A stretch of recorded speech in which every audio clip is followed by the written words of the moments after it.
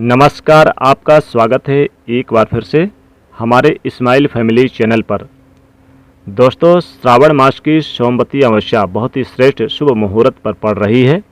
इस बार श्रावण की अमावस्या पर कई दिव्य और दुर्लभ शुभ संयोग बन रहे हैं।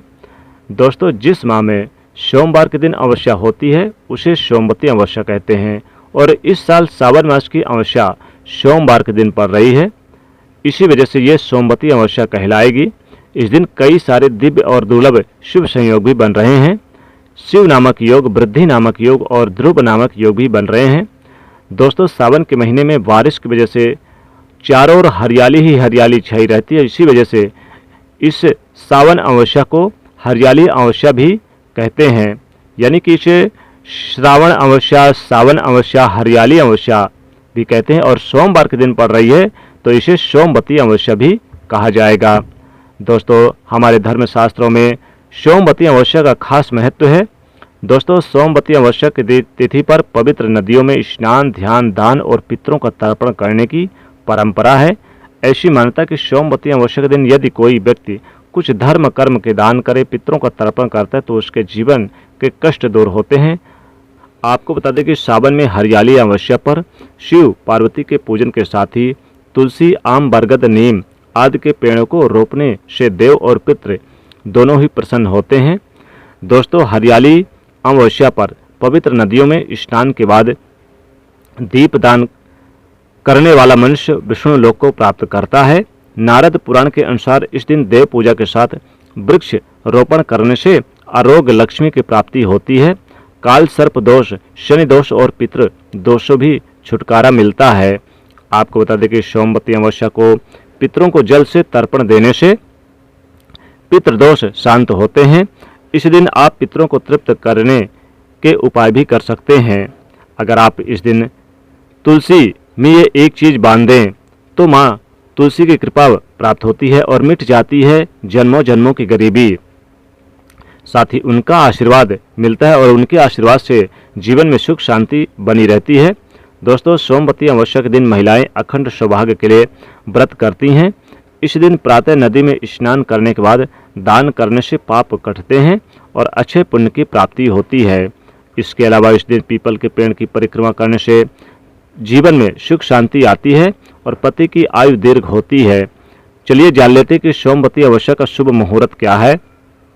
पंचांग के अनुसार सावन मास की अमावस्या तिथि शुरुआत 16 जुलाई 2023 की रात्रि 10:08 पर होगी और अमावस्या तिथि की समाप्ति होगी 18 जुलाई 2023 को प्रातःकाल 12:01 पर होगी। ऐसे में उदया तिथि की मान्यता के अनुसार हरियाली यानी सोमवती अमावस्या का पर्व 17 जुलाई 2023 दिन सोमवार को मनाई जाएगी। दोस्तों, इस दिन स्नान दान सुबह यानी कि नहा धोकर करना चाहिए। स्वच्छ वस्त्र पहनकर फिर भगवान शिव की पूजा करनी चाहिए। 1 लोटा जल में थोड़े से कच्चा दूध, चावल, मिश्री और आप इसमें अक्षत चावल डालकर फिर भगवान शिव की पूजा करें। साथ ही दोस्तों, इस दिन तुलसी जी की भी पूजा जरूर करें। तुलसी में अगर ये एक चीज़ बांध देते हैं तो जन्मों जन्मों की गरीबी मिट जाएगी। दोस्तों, आज की इस वीडियो में हम आपको एक सरल सा उपाय बताएंगे जिसे आपको सोमवती अमावस्या की दिन करना है। इससे आपके भाग्य के द्वार खुल जाएंगे, वर्षों की निर्धनता दूर हो जाएगी। साथ ही माता लक्ष्मी जी की कृपा आपके ऊपर बरसेगी। धन धान्य सुख समृद्धि से आपकी झोली भर जाएगी।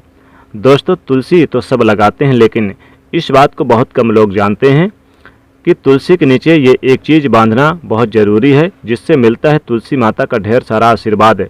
माता लक्ष्मी होती हैं आकर्षित, घर में नहीं आते कष्ट। दोस्तों, तुलसी का पौधा अगर आपके घर में लगा है तो ये आपके परिवार के लिए बहुत ही लाभकारी है।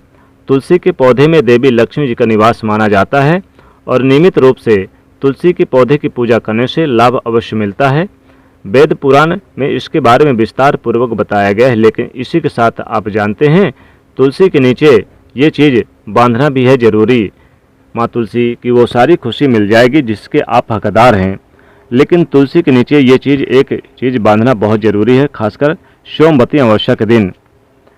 दोस्तों, वीडियो को लाइक जरूर कर दीजिएगा, कमेंट में लिख दीजिएगा जय माँ तुलसी, जय माँ लक्ष्मी। साथ ही साथ हर हर महादेव भी लिख दीजिएगा।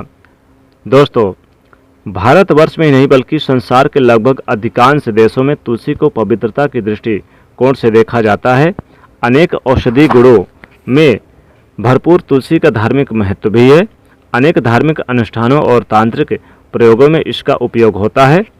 पुराणों में तुलसी को भगवान विष्णु जी की पत्नी होने का गौरव मिला है। इसी के साथ तुलसी जगत जननी भी है। परमात्मा के अनेक दुर्लभ वरदानों में से एक है। तुलसी के बिरबे को अमृत रूप भी कहा गया है।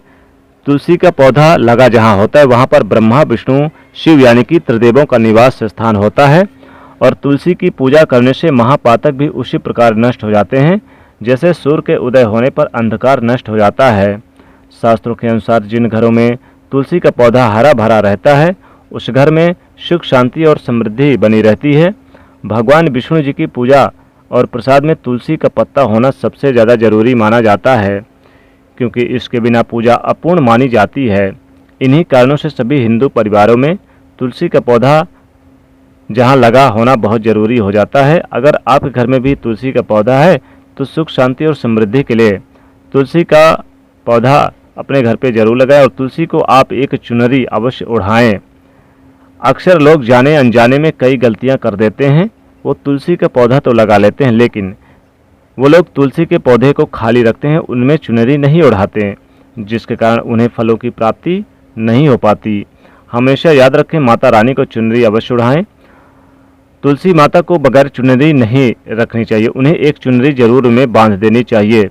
खासकर किसी भी शुभ दिवस पर, जैसे कि सोमवती अमावस्या का दिन बहुत ही शुभ माना जाता है। सोमवती के अमावस्या के दिन आप अपने घर में तुलसी का पौधा लगाकर उसमें एक तुलसी की चुनरी जरूर ओढ़ा दें। इससे घर में सुख शांति बनी रहती है। घर में कभी भी कलेश और गरीबी नहीं होती है। साथ ही साथ बता दें कि इस दिन साफ सुथरी चुनरी ही माता को ओढ़ाएं। आपको एक नई चुनरी पहले से ही लेकर आ जानी है और सोमवती अमावस्या के दिन आप उसमें जरूर ओढ़ा दें। इससे आपके घर में सुख समृद्धि हमेशा बनी रहेगी।